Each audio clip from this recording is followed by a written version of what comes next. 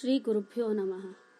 ವೇದೇಶ ಮುನಿ ಸತ್ಪಾದ ಸೇವಾ ಸಂಪ್ರಾಪ್ತ ವೈಭವಾನ್ ಯಾದವಾರ್ಯಾನ್ ವರಸುಧಾ ಟೀಕಾಕಾರಾನ್ ವಯಂ ನುಮಃ. ವಿದ್ಯಾಪೀಠ ವಿಧಾತಾರಂ ವಿದ್ಯಾವಾರಿಧಿ ಚಂದಿರಂ ವಿದ್ಯಾರ್ಥಿ ವತ್ಸಲಂ ವಂದೇ ಮಹಾಮಹಿಮ ಸದ್ಗುರುಂ. ಶ್ರೀ ಗುರುಭ್ಯೋ ನಮಃ.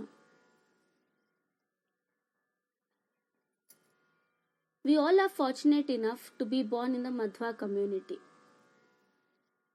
It is our right and our duty to know our culture, our tradition and our philosophy, what we call as Madhva Siddhanta. Madhvacharya, who propagated the Madhva Siddhanta, mainly lays significance on the Supreme Being. In the Madhva philosophy, we get to know how to attain the Aparoksha Jnana. In other words, what we call as intense knowledge of the Supreme Being. Lord Sri Hari is the Supreme Lord and there is no one superior to him. He is the one and only independent reality. To know about him, to gain Aparoksha Jnana, to attain salvation, Madhvacharya in brief showed us a path which we can classify into 4 stages. Vairagya, Bhakti, Upasana and Aparoksha Jnana. Once you gain Aparoksha Jnana, then for sure you will attain salvation, what we call as moksha. What do you mean by Vairagya, Bhakti, Upasana and Aparoksha Jnana? Let us go one by one. Vairagya. Vairagya means detaching ourselves from the materialistic pleasures, from the worldly pleasures. It is like having control over all our senses. Vairagya means detaching ourselves from the renounced life, from the samsara. Once you start achieving Vairagya, once you detach yourself from all these worldly pleasures, then slowly you can gain bhakti towards God. Bhakti. You hear this word frequently. But what do you mean by bhakti? It is a small 2-syllable word. But how can you define bhakti in just simply 2 lines? Mahuli Acharya gave us a detailed description of what do we mean by bhakti. It is actually even readily available in YouTube. One should surely go through it. But as far as I understood, bhakti is a combination of love as well as devotion towards the Almighty. As your bhakti, as your devotion, as your faith increases towards the God, then you get to know more and more about God. Then you start doing upasana to God. Upasana means worship, veneration. As your bhakti increases, you get to know more and more about God and you move closer towards the God. When you pray to the God, when you worship the God with more bhakti, then you gain the Aparoksha Jnana. Aparoksha Jnana refers to direct or intuitive knowledge. It is the highest knowledge at par. Our present protagonist, Yadavaryaru, who was a scholar in the tradition of Dvaita philosophy, he went through all the 4 aspects as mentioned by Madhvacharya. He was a prolific glossator and the follower of Uttradhimat. Today in this contemporary world, Yadavaryaru is one of the prominent Grahastha Tippanigara. His commentaries are extremely flawless and accepted by each and every person. Not just acceptance, without his commentaries, it is very difficult to understand the original text. Yadavaryaru is a brother and disciple of Vedesha Tirtha Swamiji. He was initially known to everyone as Yadappa Nayaka. He was doing jewelry business. He was a goldsmith, very, very rich. He often used to travel through places on foot to carry on his sales, to meet his ends, to carry on his sales. Vedesh Tirtha Swamiji advised him to chant a shloka every day before leaving the house. Agrato Narasimhascha Prishtato Gopinandanaha Ubhayor Pashvayorastam Sasharau Rama Lakshmanau. Lord Narsimha from the front, Lord Sri Krishna from behind, Lord Rama and Lakshmana, equipped well with weapons, will follow and protect you wherever you go. Not just Yadappa Nayaka that day. Today, everyone must chant this verse with the above Anusandhana whenever we travel to any place, so that our travel would remain very safe. Yadappa Nayaka was also chanting it every day. Once it so happened, a set of dacoits tried to snatch the jewelry bag from Yadappa Nayaka. They were immediately taken aback, looking at the huge bodyguards from all the sides, from the front, from behind, from all the sides. They couldn't attack him from anywhere. They understood Yadappa Nayaka is not an ordinary person. They immediately surrendered and pleaded to say as to who were those bodyguards. Yadappa, hearing this, was very shocked. He simply said that he didn't appoint any such. Suddenly, the verse advised by Sri Vedesh Tirtha Swamiji flashed his mind. He remembered that it was the effect of chanting the verse. Yadappa became very sad because Lord Rama and Lakshmana were visible to the dacoits. They were fortunate enough, but Yadappa couldn't have darshan of the lords. He immediately donated all the wealth and surrendered to Sri Vedesh Tirtha Swamiji. He studied all the aspects of Madhva philosophy, came to know about the Madhva Siddhanta, and from then on he came to be widely known as Yadavaryaru. As we initially discussed, Yadavaryaru went through all the 4 stages described by Madhvacharya: Vairagya, Bhakti, Upasana and Aparoksha Jnana. Many incidents happened, but let us discuss an incident depicting about how he attained Vairagya, how much his bhakti towards God, how much he had knowledge, how much he did Upasana, everything. First, let us consider Vairagya. We already know Yadappa Nayaka, Yadavaryaru, was a goldsmith. He was very, very rich. He had good quantum of wealth, but he left behind everything. He donated everything to the poor, to the needy. This itself shows how much Vairagya he had towards the materialistic pleasures. He led a life detaching himself from all the worldly pleasures. He was an idol of Vairagya. Once it so happened that Yadavaryaru was teaching his disciples on the banks of a river. His wife was preparing food. One of the disciples went to the banks to dry the clothes. There, he found a big pot full of gold coins and jewelry. The disciple's joy grew no bounds. He immediately took the pot and showed it to Yadavaryaru. He explained everything to him. That day, it was mid-noon. Hot freaking sun. Yadavaryaru yet had to take bath, do puja, Naivedya, and later everyone should have their food. Yadavaryaru immediately asked his wife and his students to pack their bags and move on to other town. No one would dare to speak against him. Everyone did the same as advised as said by Yadavaryaru. After they reached the other town, Yadavaryaru as usual took his bath, did Naivedya, Hastodaka and all his routine rituals. In the evening, when wife inquired about why they left immediately, because the wealth would be used to meet their ends, would be used to satisfy their hunger, because they were very poor and they didn't have a single morsel of rice. But the reply given by Yadavaryaru stunned everyone. Yadavaryaru replied, once a man gets addicted to money, then it means that he is entering the tunnel towards the destruction. Education obtained with money is worse than no education at all. This depicts how much Vairagya Yadavaryaru had towards the worldly pleasures. Not just once, he detached himself throughout his life. His detachment, his vairagya increased day by day. It never reduced.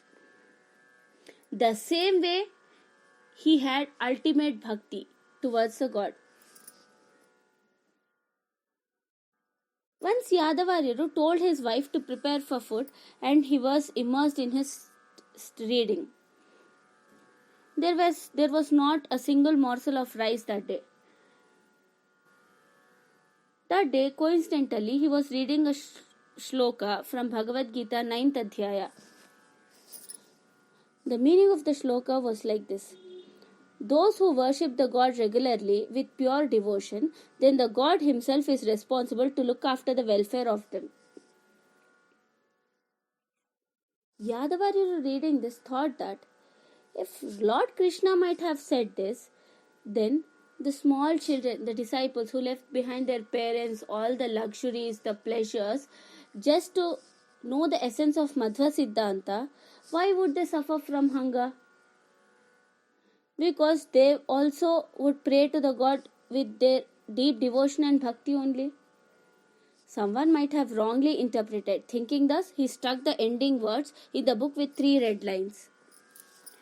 Doing so, he went off to seek alms to satisfy their hunger. A while later, the wife heard someone at the door. A young man in his early teens carrying a huge basket over his head came. He was bleeding very heavily and he had 3 huge cuts on his head. He simply put the basket in front of the door and was about to leave. When the wife inquired about his injuries, the man said it was Yadavaryaru who beat him very harshly because he brought the grains late. She immediately went inside to bring the first aid box to clear the wounds, but before which the man disappeared. On the other side, after some time, Yadavaryaru arrived and was surprised to see the food ready to serve. Thus, when inquiring about this to his wife simply asked, "Why did you beat that innocent man? Just because he brought the grains late?" Yadavaryaru stunned, as he didn't said any such man, and he didn't beat any such, he didn't even send any such basket. Immediately he realized that the innocent man is none other than Lord Sri Krishna itself, and soon rubbed those red lines in the book. He sought pardon in front of God for his ignorance and stupidity for doubting the Lord itself. This shows how much bhakti he had towards God. Not just in the aspects of bhakti and vairagya, his knowledge at the same time was spellbound and unimaginable. He dedicated his entire life learning the verses of Madhvacharya. He has brought great laurels to Madhva philosophy. He was even praised by Sri Raghavendra Tirtha Swamiji, the then pontiff of Raghavendra Swami Mutt, for his eminent contribution to Dvaita Siddhanta. The magnum opus Sriman Nyaya Sudha, composed by Jaitirtharu, which is a commentary of Anuvyakhyana, Yadavarya composed a Tippani to it. He did complete justice to it. The Tippani is famously known as Yadupatya Tippani. It is one of the most accurate, flawless, meticulous, precise, detailed, factual, whatnot, even words fall short to explain, to describe how his Tippani was. There is a saying, Sudhayam advitiyoham yadupatye visheshataha. Usually, one who masters Sri Nyaya Sudha is considered a scholar. One who masters Nyaya Sudha with the base Tippani of Yadavaryaru, then there is no comparison to him in his brilliance. He is a Vidwan. Such is the Jnana knowledge of Yadavaryaru, which is unimaginable. Once, Raghavendra Tirtha Swamiji conducted a Sudha Mangala. The function was going on very well. Many pandits from all over the nation attended, conducted various discourses, pravachanas, everything. But still, Rayaru expected Yadavaryaru to attend the Sudha Mangala. Such is the importance of Yadavaryaru. Yadavaryaru was even praised by Raghavendra Tirtha Swamiji for his eminent contribution towards the Madhva philosophy. Once it so happened, Vidyadesha Tirtha Swamiji, the then pontiff of Uttaradhimat, stayed in Shurpali for 12 long years. Even Yadavaryaru also stayed back in Shurpali. There was a Pandit by name Pandurangi Keshavacharya. He was a brilliant scholar in Tarka Shastra and Vedanta Shastra. He also mastered Vyakarna Shastras. He learnt all the Shastras except Bhagavata. Yadavaryaru used to recommend him to study Bhagavata daily, but he ignored. Yadavaryaru used to tell him Bhagavata Paha, which means study Bhagavata. As they belong to Maratha region, Yadavaryaru used to tell Bhagavata Paham. But Pandurangi Keshavacharya ignored it. Pandurangi Keshavacharya's mother, she took a vrata. She would take food only after hearing Bhagavata. In other words, she used to hear the verses or shlokas of Bhagavata on empty stomach and then only take food. Yadavaryaru used to read out to her every day. One day it so happened Yadavaryaru had to go out for some work. So, she was observing fasting. This situation compelled Keshavacharya to do the pravachana to his mother, to read out the verses of Bhagavata to his mother. When he started reading one by one shloka, Pandurangi Keshavacharya's eyes filled with tears. He started enjoying them. He started enjoying the beauty of Bhagavata. The words of Yadavarya started ringing in his ear. Bhagavata Paha. Read Bhagavata. Study Bhagavata. From that day, Keshavacharya started reading Bhagavata and continued it throughout his life. Not just himself, he made the essence of Bhagavata and all the other Shastras of Madhvacharya understand to everyone. Yadavaryaru also fulfilled the wish of mother of Sri Vidyadesha Tirtharu. She wished to offer food to 1 lakh Brahmins upon the birth of Vidyadesha Tirtharu. Yadavaryaru being the first Brahmin in the row on a Sadhani Dwadashi day. Yadavaryaru composed the famous Vyasa Gadya and Lakshmi Ashtaka, which both of them are extraordinary in their own way. Once it so happened, by mistake, the nail of Yadavaryaru touched the idol of the Lord. Suddenly, the Lord started bleeding. This shows the Lord was visible to Yadavaryaru. Even the incidents of the composing Karavalamana Stotra, the Lord himself gave hand to him. Glorified by looking at this, he composed the Karavalamana Stotra. As we can see, Yadavaryaru went through all the stages of Madhva Siddhanta as shown by Madhvacharya: Vairagya, Bhakti, Upasana and Aparoksha Jnana. He showed us the path. Already the path was showed us by Madhvacharya, but he led through the path and he showed us the way how to follow the aspects shown by Madhvacharya. Today, the house where Sri Yadavaryaru used to take up Adhyayana is identified and preserved by Sri Satyatma Tirtha Swamiji in Shurpali. One can have darshan. Let us all travel on the path showed by Sri Yadavaryaru under the guidance of Madhvacharyaru. कालोयमीर सुतशास्त्र विचारहीनः नीचोच्छ्रयः क्रसितसाधु गुणोदयश्च तस्मात् त्वमद्य मरुदात्मज दिव्यशास्त्र व्याख्यानमेव सततं Kuruma त्यजेति. श्रीकृष्णार्पणमस्तु.